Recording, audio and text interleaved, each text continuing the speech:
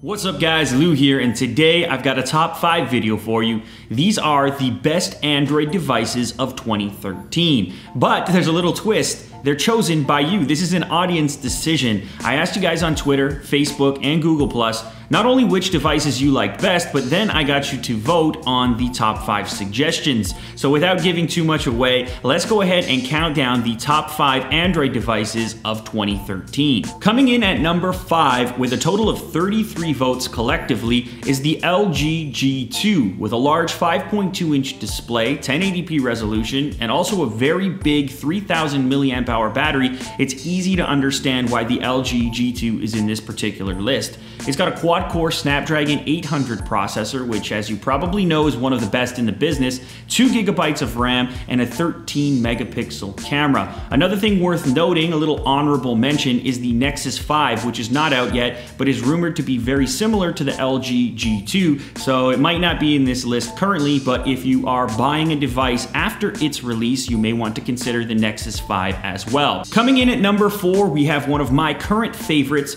the Moto X, with a total of 55 votes collectively.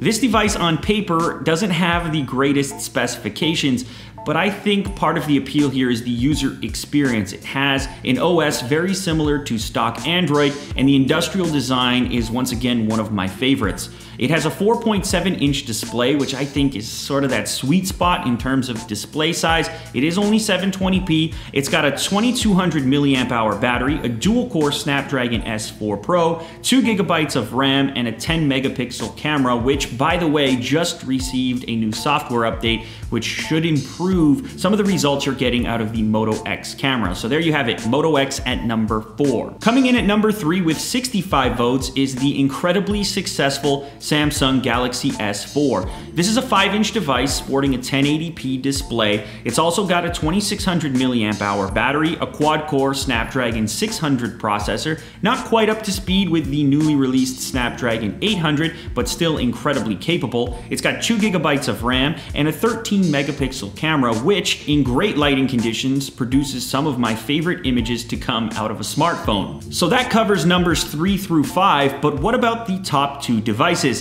Well, we actually had something interesting happen. We've got a tie with a total of 139 votes for both of these devices. You can probably guess what they are, the HTC One and the newly released Galaxy Note 3. These two devices at the top of the list are actually quite different, with the Note 3 being significantly larger than the HTC One, so there will likely be different buyers for each of these two devices, though I'd assume you'd be satisfied with either. The HTC One sports a 4.7-inch display with a 1080p resolution, making it the most pixel-dense phone in this particular countdown. It's also got a 2300 milliamp hour battery, not the largest here, a quad-core Snapdragon 600, which is the same processor as the Galaxy S4. It has 2 GB of RAM and a unique 4 megapixel ultra pixel camera. Now this camera is quite a bit different from the others in this list, obviously sporting a much lower megapixel count, but there's a reason for that. HTC opted for larger pixels to improve low light performance. So depending on the type of cell phone photographer that you are,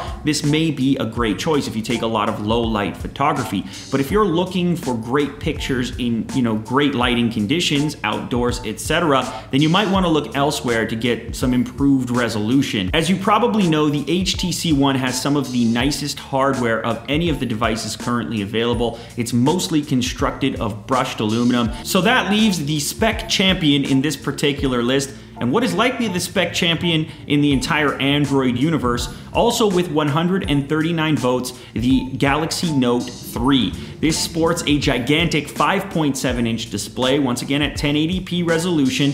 It's also got the largest battery in the group with a 3200 milliamp hour rating. It has the quad-core Snapdragon 800. It's got 3 GB of RAM, once again at the top, and a 13 megapixel camera, very similar to the camera on the Galaxy S4. Now the Note 3 might not be for everyone, especially if you've got small hands or are looking for a one-handed device, but if you want the top-notch specifications in the Android world right now, you will likely be considering the Galaxy Note 3.